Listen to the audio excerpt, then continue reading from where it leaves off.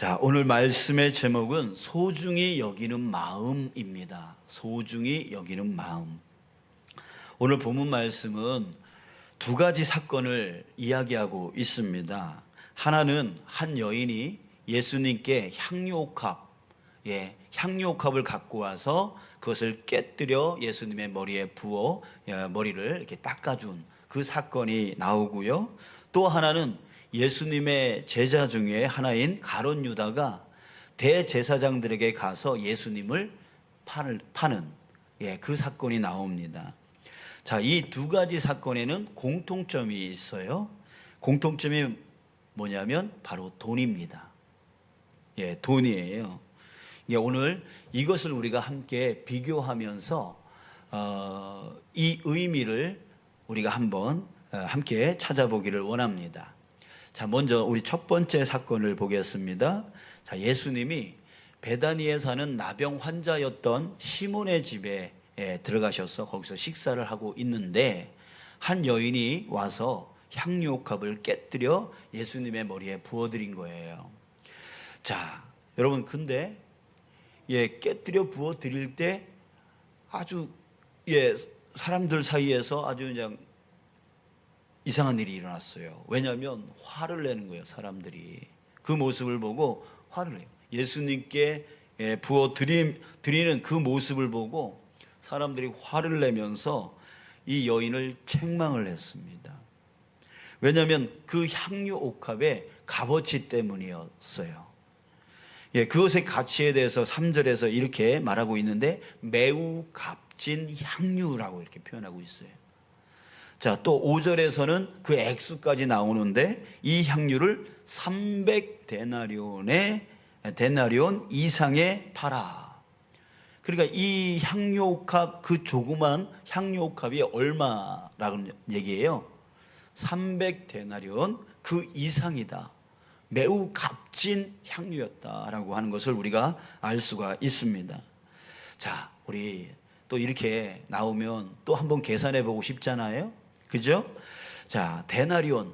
이 데나리온은 여러분들 우리 너무 많이 알고 있죠, 이제. 로마의 화폐 단위. 그리고 하루, 이제 노동자가 하루 일한 그 품삯을 한 데나리온이라고 말을 합니다. 자, 오늘날 값어치로 또 환산해 봐야죠. 자, 이번에는 좀 더 신중하게 한번 계산을 제가 해봤습니다. 자, 우리나라 옛날 돈의 그 가치를 따져볼 때에 우리 보통 이러더라고요. 그때의 쌀값이 얼마인지.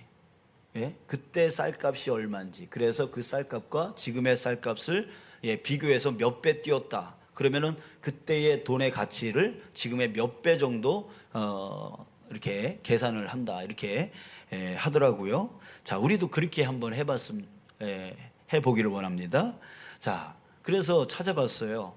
그 당시 예수님 당시에 기준이 될 수 있는 또 성경에 나오는 어떤 값이 뭐가 있을까 이렇게 찾아보니까 뭐가 나오냐면 숙박비가 나오더라고요. 숙박비. 어디서 나올까요?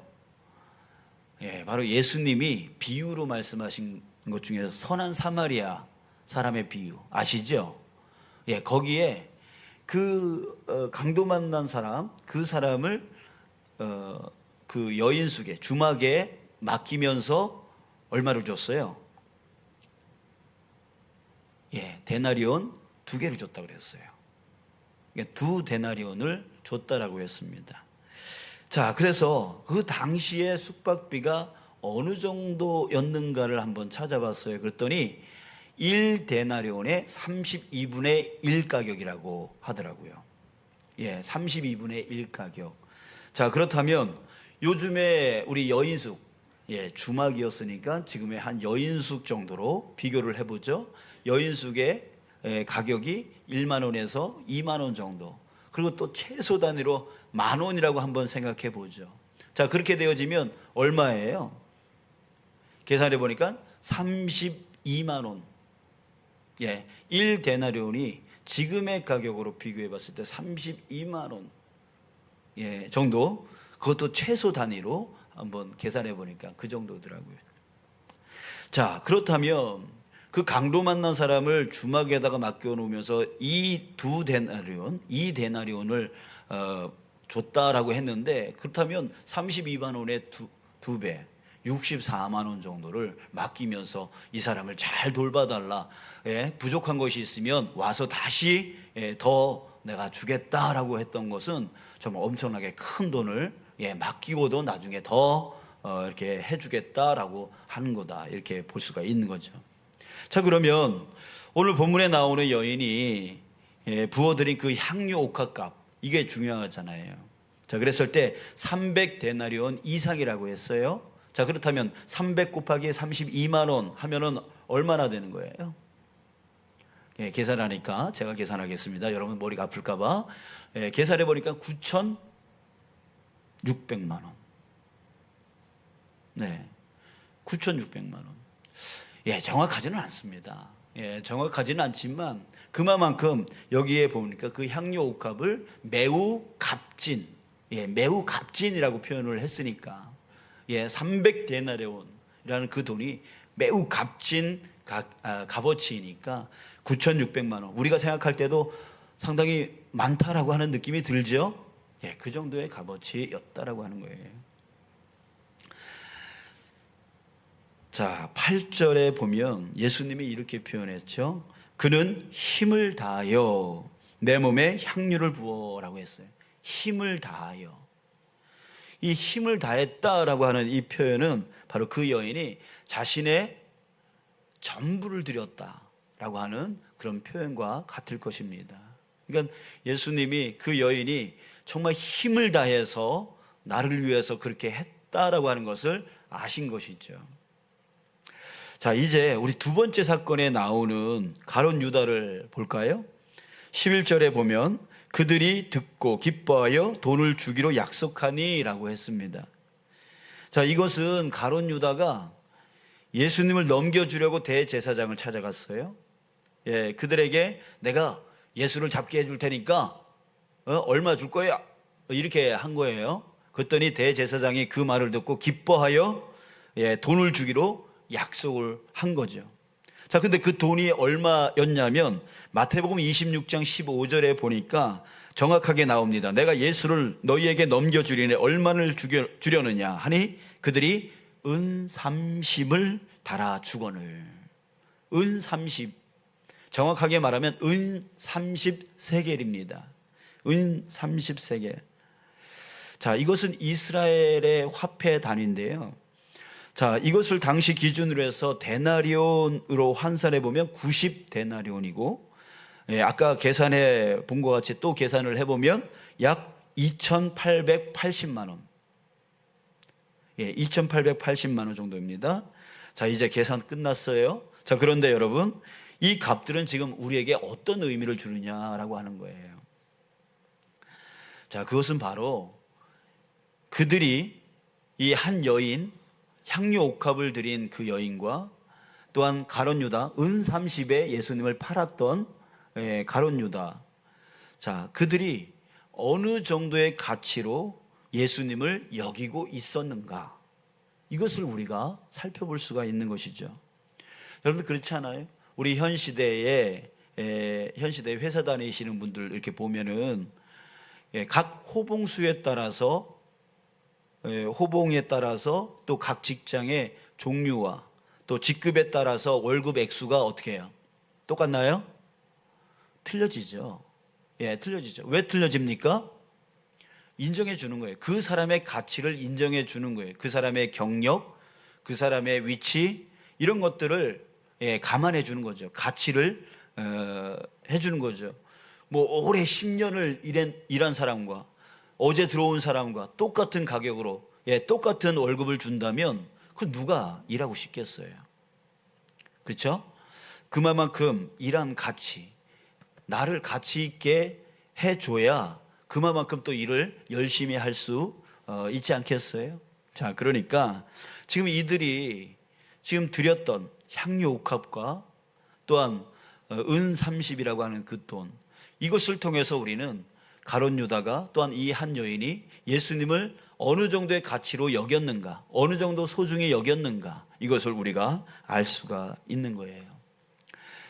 자, 여인이 향유옥합을 예수님을 위해서 깨뜨려 부어 드렸던 거. 자, 그 이유는 뭡니까? 바로 예수님이 그것보다 더 존귀한 존재라는, 그 향유옥합 그 값어치보다 더 존귀한 분이었기 때문에 깨뜨려 드릴 수 있었던 거죠. 그죠? 그 이하였다면 그 향유옥합 못 깨뜨렸을 거예요. 그러니까 이 여인은 그 향유옥합 9,600만 원의 그 가치보다 예수님이 더 높은 가치, 더 소중하다라고 하는 것을 인정했기 때문에 그 향유옥합을 깨뜨려 드릴 수 있었던 거예요. 자, 그런데 가룟 유다는 어떤가요?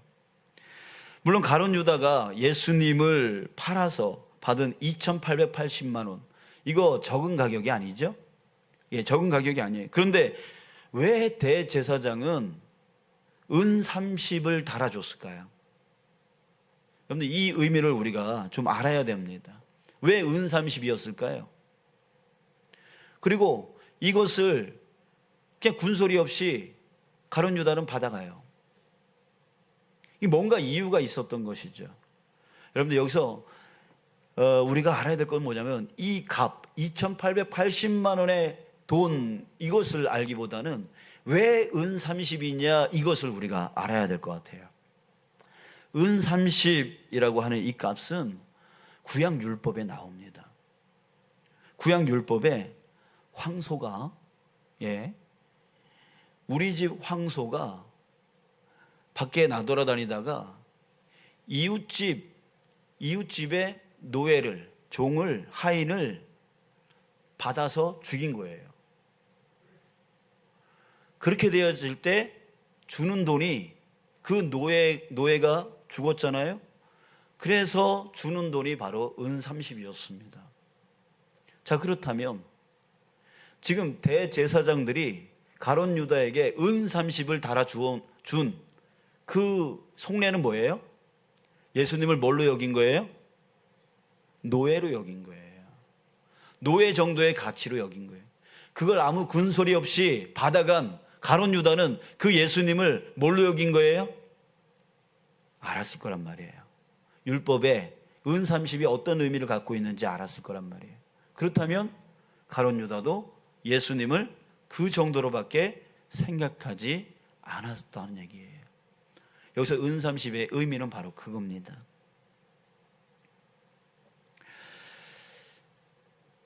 자, 여러분들, 그런데요, 또 그 주변에 있었던 다른 제자들은 또 어땠을까요? 본문 4절 5절에 보면은요, 여인이 향유옥합을 깨뜨려서 예수님께 부어드리니까 난리가 났어요. 난리가 나면서 이렇게 말을 해요. 어떤 사람들이 화를 내요. 이 어떤 사람들은 바로 주변에 있었던 제자들이었어요. 그 제자들이 화를 내요. 그러면서 서로 말하면서 이렇게 말해요. 어찌하여 이 향유를 허비하는가? 허비한대요. 지금 누구한테 드리는 건데? 예수님께 드리는 건데 그거를 허비한다라고 표현하고 있어요. 낭비한다라고 표현하고 있어요. 여러분, 누군가가 나에게 뭘 줬는데, 야, 너 왜 쓸데없이 그걸 그 사람한테 주냐? 라고 하는 소리를 그 앞에서 내가 들으면 여러분, 기분이 좋겠어요? 나쁘겠어요? 나를 이 정도로밖에 생각하지 않아? 내가 이걸 받는데 이걸 허비한다라고 봐? 이걸 낭비한다라고 봐? 여러분, 가만히 있을 사람이 어디 있겠어요? 지금 예수님의 제자들이, 이 한 여인이 그 향유컵을 깨뜨려서 정말 온 힘을 다해서 자신의 전부를 정말 예수님이 이 가치보다, 이 향유컵보다 더 소중한 분이심을 알고 믿고 깨뜨려 예수님을 위해서 드리고 있는데, 그걸 제자들이 옆에서 보면서 왜 허비하냐? 이러고 있는 거예요. 그러니까 이 제자들이 지금 예수님을 어떻게 여기고 있는 거예요? 그보다 못한 존재. 그런 존재로밖에 생각하지 않고 있었다는 얘기죠. 또 게다가 가난한 자들에게 줄 수 있었겠도다 이렇게 말하고 있어요. 그럼 예수님이 그 가난한 사람보다 못한 존재들이에요?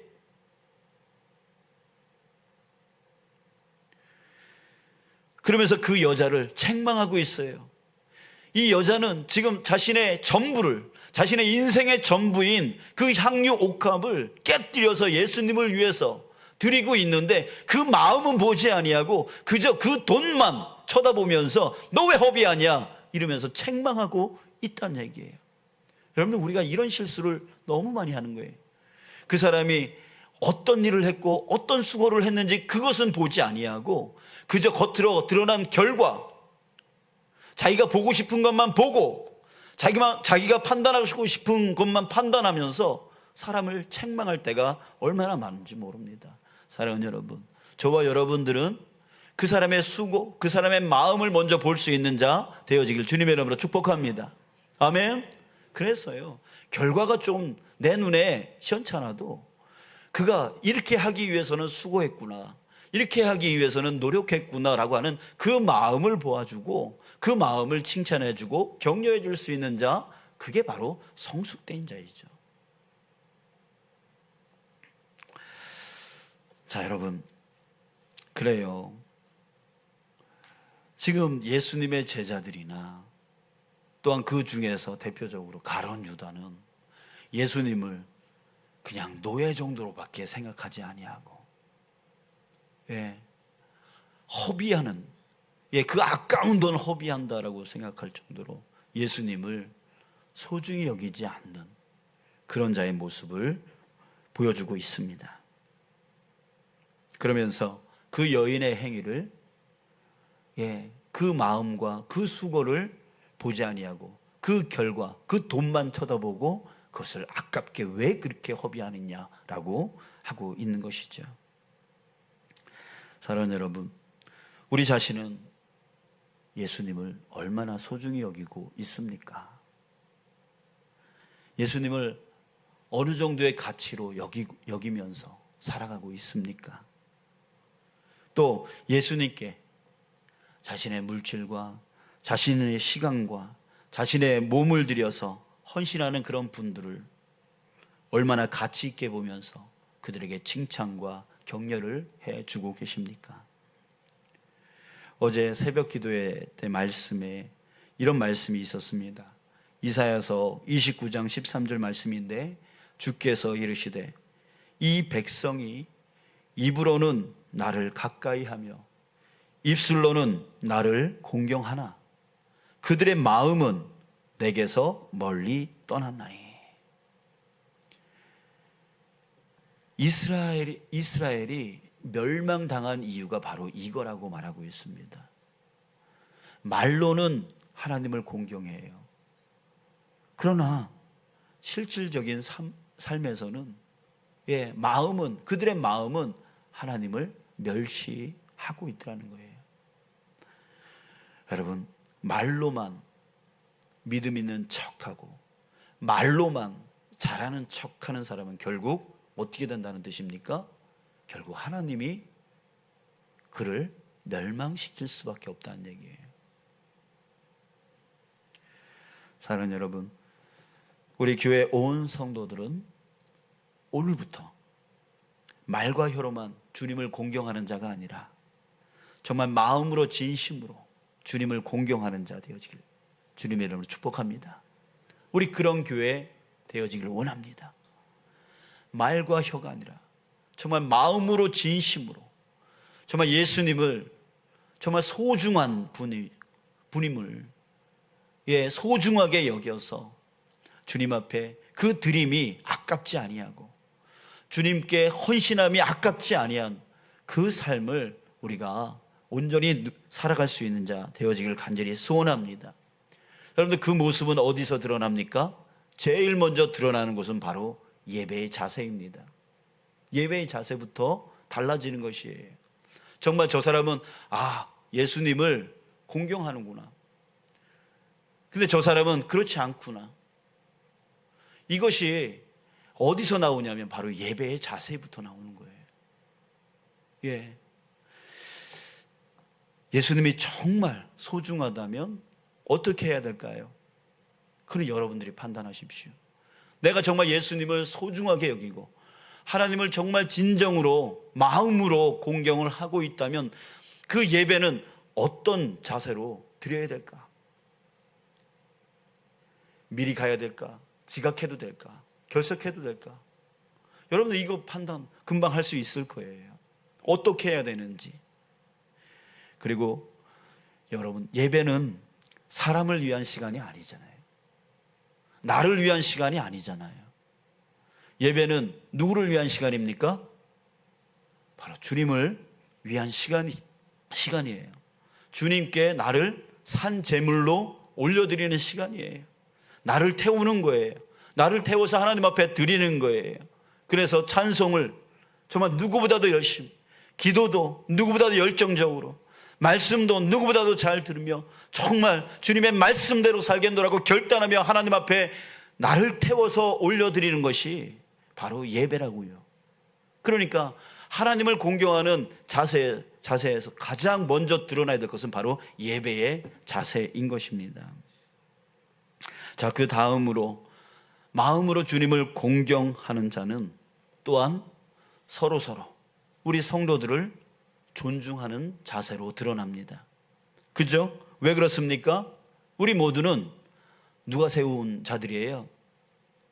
다 하나님이 세운 자들 아닙니까? 그죠? 하나님께서 세워주셨어요. 예, 우리의 직분 하나님이 다 세워주신 거예요. 여러분들의 역할 하나님이 세워주신 거예요. 그죠? 맞습니까? 자, 그렇다면 하나님이 세워주셨는데 그 사람을 내가 존중하지 못하고 소중히 여기지 못하다면 누구를 소홀히 여기는 거예요? 그 사람을 세우신 하나님을 소홀히 여기는 거잖아요. 그러니까 하나님을 마음으로 공경하는 자는 서로서로 성도들을 어떻게 해요? 존중할 수밖에 없어요. 예, 존중할 수밖에 없어요. 소중히 여길 수밖에 없어요. 여러분들, 우리의 모습에서 바로 이런 모습이 드러나기를 간절히 소원합니다. 그런 자가 정말 하나님을 소중히 여길 수 있는 자, 예수님을 소중히 여기는 자 되어짐을 믿습니다. 아멘. 자, 그리고 제가 이 말씀을 할 때에 혹 여러분들의, 제가 제 머릿속에서 그 생각이 나서 그래요. 여러분들의 머릿속에 혹 이런 생각 들지 않으세요? 머릿속에 그래, 맞아, 서로 존중해야 돼. 근데 저 사람은 나를 존중하지 않아. 이런 생각 들지 않으세요? 여러분, 예수님이 예수님의 말씀에 뭐라고 하셨습니까? 서로 사랑을 받으라 라고 하셨나요? 서로 사랑하라 라고 하셨나요? 사랑을 받으라는 말이 성경에 나오지를 않아요. 그죠? 항상 사랑하라 라고 하는 말씀을 하십니다. 자, 그렇다면 여러분, 우리가 집중해야 될 건 뭐예요? 사랑받는 것에 집중하는 것이 아니에요. 사랑하는 것에 집중하는 거예요. 섬김 받는 것에 집중하는 게 아니에요. 섬기는 것에 집중하는 거예요. 그러면 결국에는 어떻게 될까요?